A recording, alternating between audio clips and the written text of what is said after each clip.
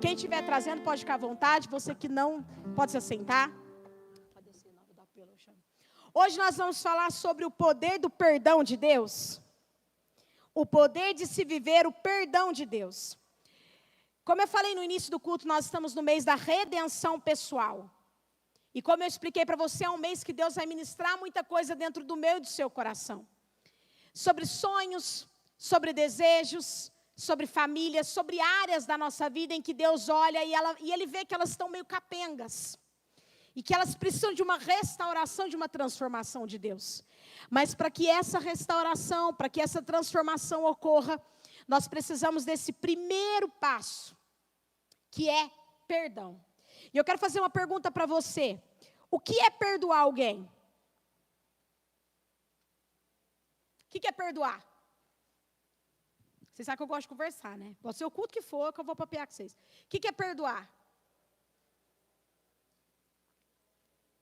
Gente, vocês não perdoam?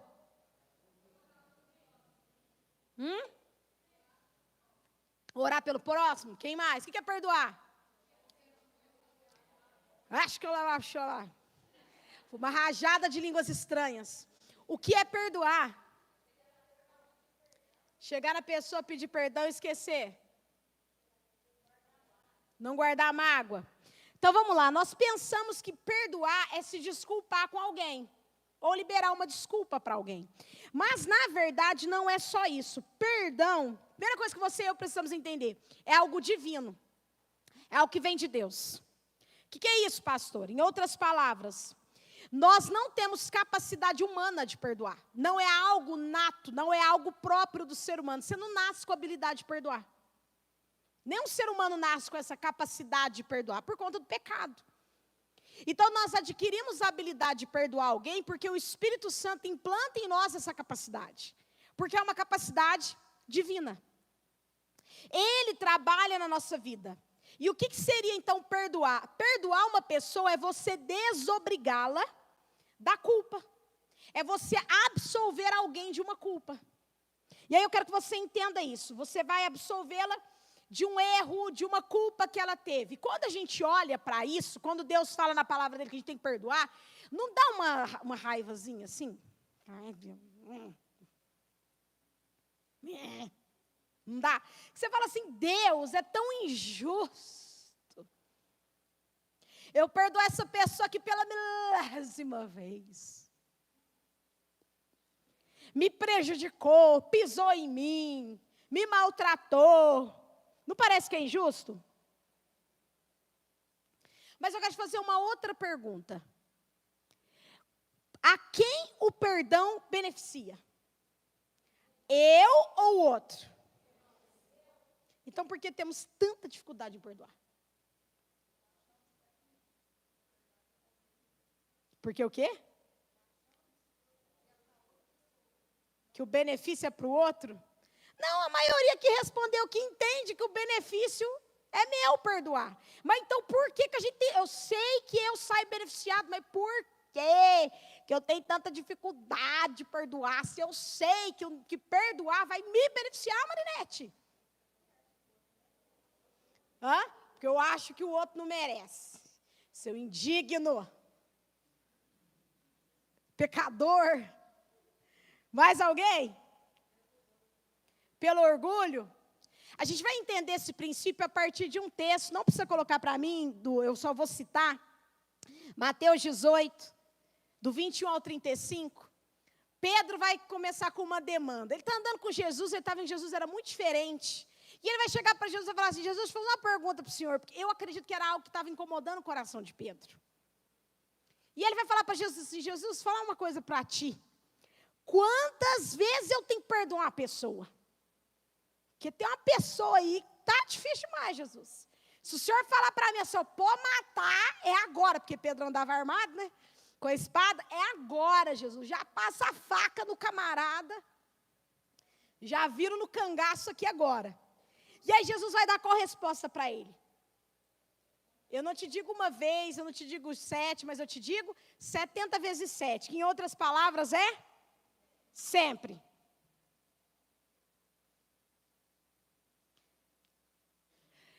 quando Jesus está falando sobre perdão com Pedro, ele não está falando só sobre o perdão em relação ao outro. Jesus está dizendo o seguinte: o perdão, ele precisa ser liberado sempre. E aí que eu quero fazer um parênteses aqui. Eu preciso liberar perdão para o outro. E eu preciso liberar perdão para mim? Sempre. Ai, pastora, por que você está falando isso? Porque tem gente que a dificuldade dela não é perdoar o outro. A dificuldade dela é se perdoar. A dificuldade dela é olhar para ela e liberar perdão para ela.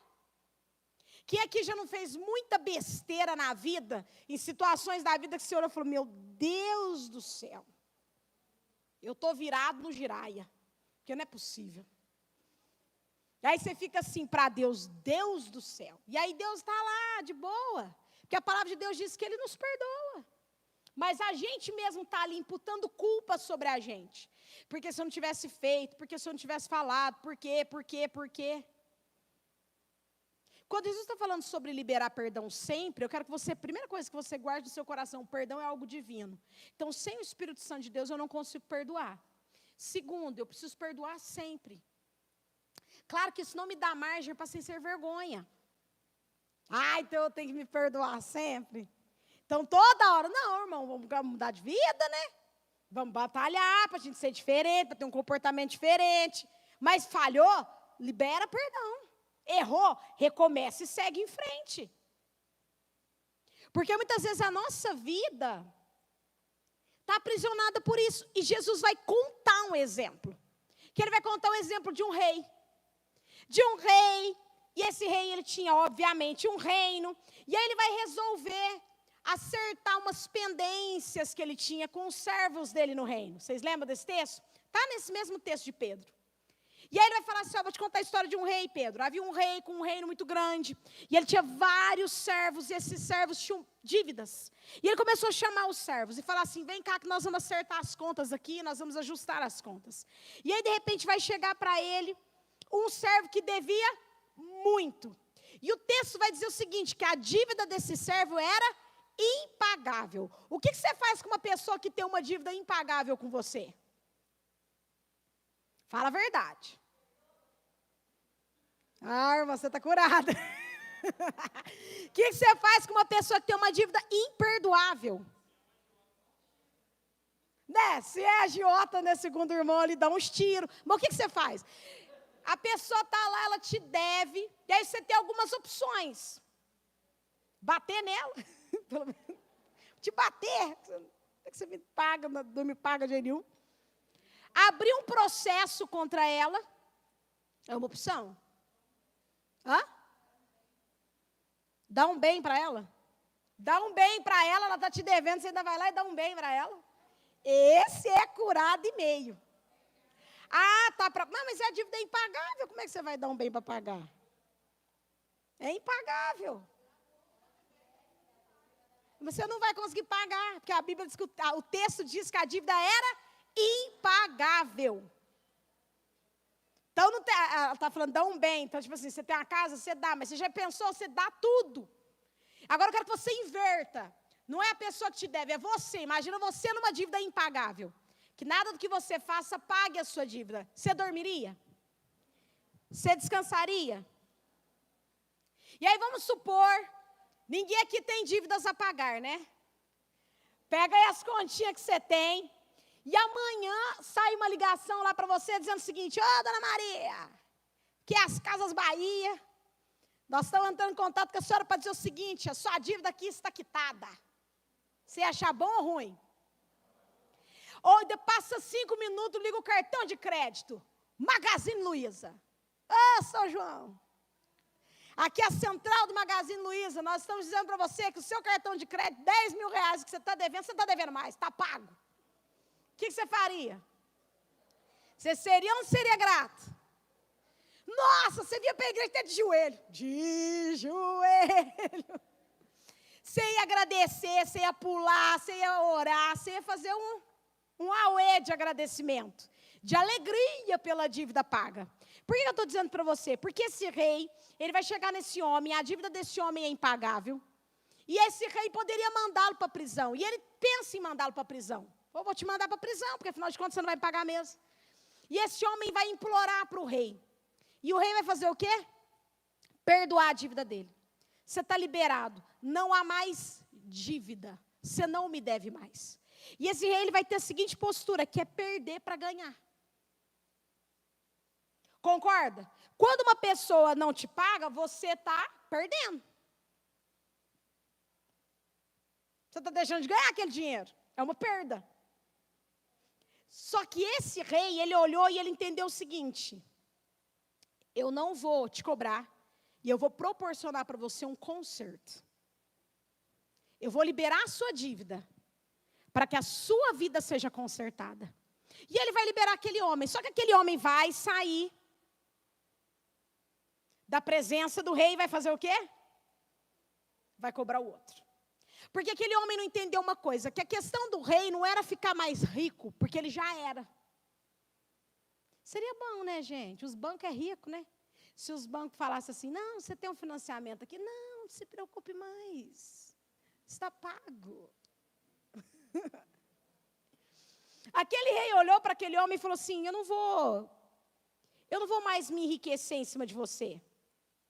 Só que eu quero que você seja liberado para seguir em frente. E eu consegui entender o sentimento daquele rei quando você para e pensa assim, ó. O rei olhou para ele e falou assim, a sua dívida é impagável. Imagina você com uma dívida, irmão. Não vamos nem pensar numa dívida impagável. A gente com dívida, a gente já não tem paz. Vamos falar a verdade. Você fica fazendo conta e fazendo cálculo e olhando no calendário todo dia. Ai, meu Deus, hoje minha misericórdia, hoje é dia tal. Por quê? Porque a preocupação em honrar com o compromisso. É ou não é? Estou pegando aqui um contexto de uma pessoa endividada. E aí, esse era o contexto daquele homem. Aquele rei queria que aquele homem entendesse o seguinte, eu estou te liberando para você viver. Porque você tem dívida comigo e a tua dívida não te deixa viver. Então, eu estou te perdoando a dívida para que você possa viver, para que você possa seguir em frente. Eu estou liberando você do que te prende. O que te prende hoje é a tua dívida comigo. Então, eu estou liberando a sua vida. E eu quero que você pense agora nessa noite, na pergunta que eu vou fazer para você. Quanto da sua vida e da minha vida está presa por erros? Agora eu vou nomear. Se no caso desse servo, a prisão dele era a dívida que ele tinha com esse rei, eu quero fazer uma pergunta para você. Quanto da nossa vida está presa por erros dos nossos pais? Porque o meu pai fez isso. Porque minha mãe fez isso. De anos atrás. Às vezes o pai e a mãe nem estão vivos mais. Só que a gente carrega aquele peso da atitude da pessoa, do comportamento da pessoa, da palavra da pessoa. Isso é uma prisão. Porque se meu pai tivesse feito, porque se a minha mãe tivesse feito, porque se tivesse me ensinado, porque se tivesse me falado, isso é uma prisão. Quanto da nossa vida está presa por situações com os pais, por situações com o patrão, com liderança de serviço? Porque fulano falou aquilo para mim, eu não perdoo até hoje. Porque fulano teve aquela atitude, eu não engulo até hoje. Você está preso. Quantas situações, quantas áreas da nossa vida estão presas por amores não correspondidos? Amores que arrebentaram com a minha e com a sua vida. A melhor parte é os casais. Porque tem gente que quer concordar, mas fica com medo de concordar, e a pessoa do lado fica assim, né, mas é eu ou não era eu que você está falando aí desse amor não correspondido? Quanto da nossa vida está presa, Douglas? Por pessoas que passaram por ela? E fizeram alguma coisa, e falaram alguma coisa, e tiveram uma ação? Olha para dentro de você nessa noite e se faça essa pergunta. Quanto a minha vida... Se eu fosse prestar contas para Deus hoje da minha vida, quanto da minha vida eu precisaria prestar contas? Quantas coisas eu preciso liberar? Só para você entender. Numa prestação de contas com Deus, quantas coisas nós precisamos fazê-las passar por um acerto de contas? É um olhar que alguém teve com a gente no passado, que aquele olhar até hoje te dói, você precisa acertar. É uma palavra que alguém disse para você, é um comportamento que alguém disse para você. O que mais? É uma ação que uma pessoa teve, que até hoje, quando você lembra, isso te incomoda. Isso precisa ser acertado diante do trono de Deus. Porque enquanto essas áreas da nossa vida não forem acertadas, nós estaremos presos. E aquele homem, ele vai sair da presença do rei, e ele vai encontrar ele tinha uma dívida impagável, ele vai encontrar que devia para ele o equivalente a um dia de trabalho. É muito ou pouco? Pouco, é fácil pagar, não é? E ele vai, gente, pressionar aquele homem e mandá-lo para a cadeia. Porque o homem não pagou ele. Sendo que ele tinha acabado de ser absolvido de uma dívida impagável. Sabe, queridos, quando nós não acertamos as coisas na nossa vida, nós fazemos igual esse homem. Nós andamos errantes. Nós saímos descontando nas pessoas a nossa raiva, a nossa dor, a nossa angústia, a nossa humilhação, naqueles que erraram com a gente. Pega aí, todas as pessoas que nos ofendem, que a gente não acerta as contas com ela, a gente começa a descontar nela. Ou não? É um gelo daqui. Aí eu vou gelar. Aí fica lá, dentro da casa, isso acontece muito em casamento. Não no nosso meio. Claro que no nosso meio nós não temos essas coisas. Contém ironia. Aí eu tô lá, brigada com o Mael. Aí de duas uma, ou eu mando a Esther, vai lá e fala pro seu pai. Aí a Esther vai, papai. Vai lá e fala para sua mãe. Mamãe. Agora no advento do WhatsApp está mais moderno. Fica lá, precisa conversar mandando WhatsApp. Quando é que vai ter o acerto de conta disso? Sentar e falar, ó, vamos resolver? Aí o filho está chateado, ao invés de chegar na mãe, sentar e ter uma conversa, fica com uma tromba enorme, pisando duro para lá e para cá e batendo porta. Claro que vocês não fazem isso aqui, né? Adolescentes, jovens, etc, etc, etc. Quando é que vai sentar e vai conversar e vai resolver isso daí? Jesus, ele fez uma coisa impressionante por nós. O que ele fez? Ele acertou conta de todos os nossos erros. Ele resolveu todos os nossos erros diante de Deus. Esse texto, ele vai falar sobre nós. Porque a nossa dívida era impagável.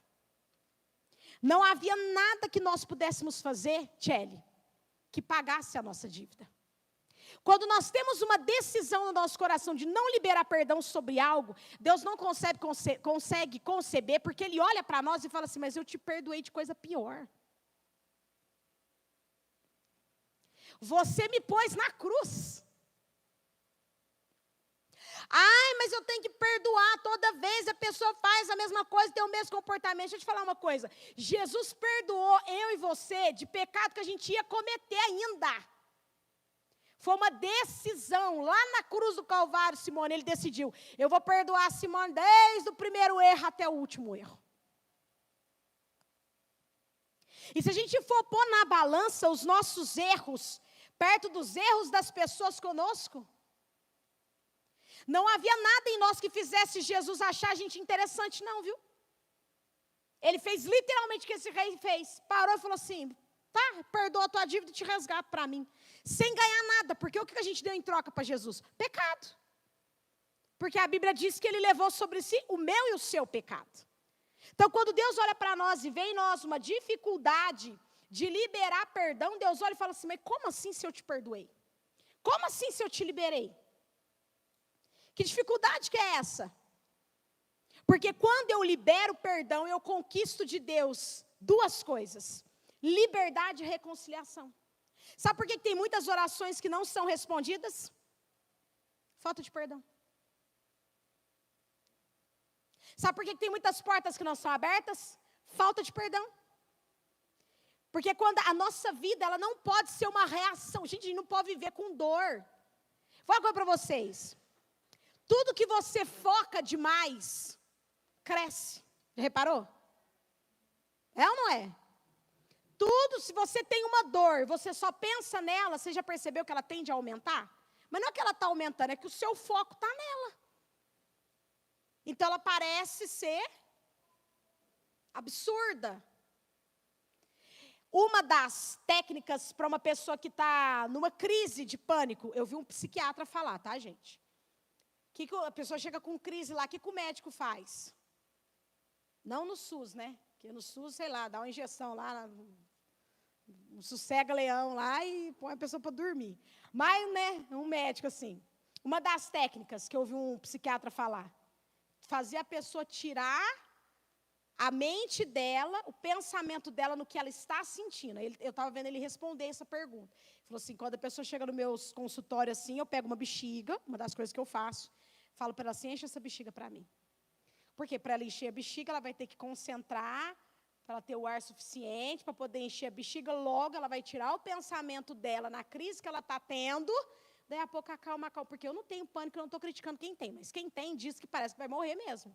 Tem ataque cardíaco, tem alteração de batimento, a sensação é de morte, mas ela está morrendo? Não, ela não está. Mas ela tem a sensação que está.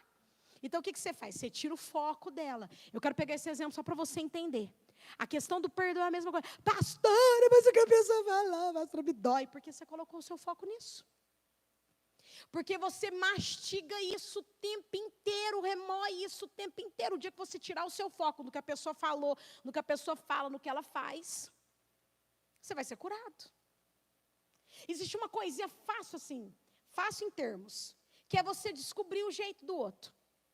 Gente, é fantástico. Você descobre o jeito da pessoa.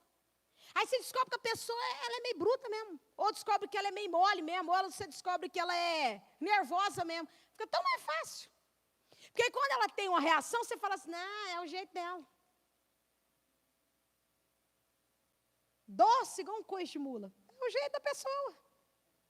Mas não tem gente que é assim? Tem gente que você olha, você acha que a pessoa está nervosa. Tem hora que o povo acha que eu estou nervosa, não estou nem aí. Eu dei um recado para os pais aqui no culto. Gente, eu estava tão de boa. A impressão que eu passei é que eu estava brava com os pais. E na minha cabeça eu estava normal. Só falando para os pais, ó, gente, vocês dão um jeito aí de participar. Responde o questionário. Sabe, gente, a gente precisa tirar o foco. Tira o foco. Tira o foco do jeito da pessoa, tira o foco da palavra da pessoa, coloca o seu foco em Deus e libera ela. Porque isso vai ser benefício para você. Por que nós estamos falando sobre perdão? Porque se isso não entrar no meu e no seu coração, porque perdão de verdade é liberar, é deixar a pessoa, é deixar o passado, é deixar a situação. É deixar. Ai, fulano falou, ai, amém. Ai, porque fulano, amém. Você nem liga mais. Chega uma hora que o povo até para de te falar as coisas que te ofendem, porque você está tão, sabe, tão curado. Antes de nós fazermos o ato profético de hoje, dessa noite, eu quero que você entenda isso. Você precisa, você e eu precisamos desobrigar o outro e as situações de culpa. Ah, pastor, eu fiz péssimos investimentos, eu não consigo me perdoar por isso. Você pode colocar qualquer coisa em péssimos investimentos. Comprei o que não devia, comprei uma coisa na hora que não devia, gastei mais do que devia, investi numa coisa que não deveria, entrei num negócio que não deveria. Você pode pegar qualquer situação dessa. Se libera. Passou. Pastor, passou. Você consegue voltar no tempo e consertar? Não, então libera. Na hora que você estiver vindo para o altar nessa noite, trazendo o que representa a sua situação, você vai precisar vir tendo o seu coração liberado. Você vai vir já liberando seu coração, falando assim, Deus, eu me libero agora em nome de Jesus, de tudo que eu passei, de tudo que eu vivi, de tudo que eu ouvi, de tudo que me feriu, de tudo que me machucou. Eu estou liberando perdão agora. Sabe por quê, querido? Porque se não tiver esse passo, não tem resposta de Deus.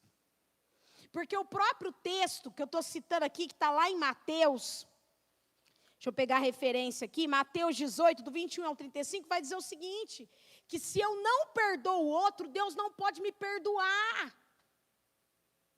Agora, se Deus não me perdoa, como é que Ele responde a minha oração, Marina? Se eu não libero perdão, eu estou em pecado. E a Bíblia diz que o pecado faz separação entre eu e Deus. É uma escolha. É uma escolha. Pastora, mas não é... Está engraçado o culto?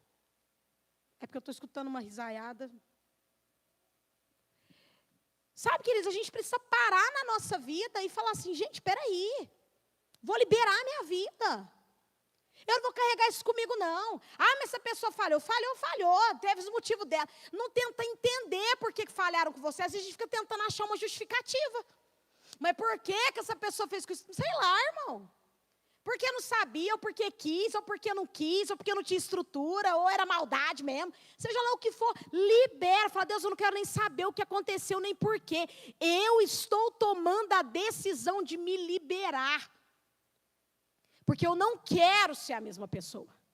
Então, você que trouxe, eu vou fazer fileirinhas. Então, vai ficar Ronildo, Fernando, Luiz e a pastora Regina aqui na frente.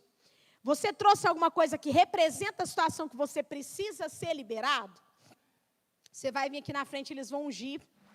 Você crê que você está saindo aqui dessa noite reconciliado com Deus?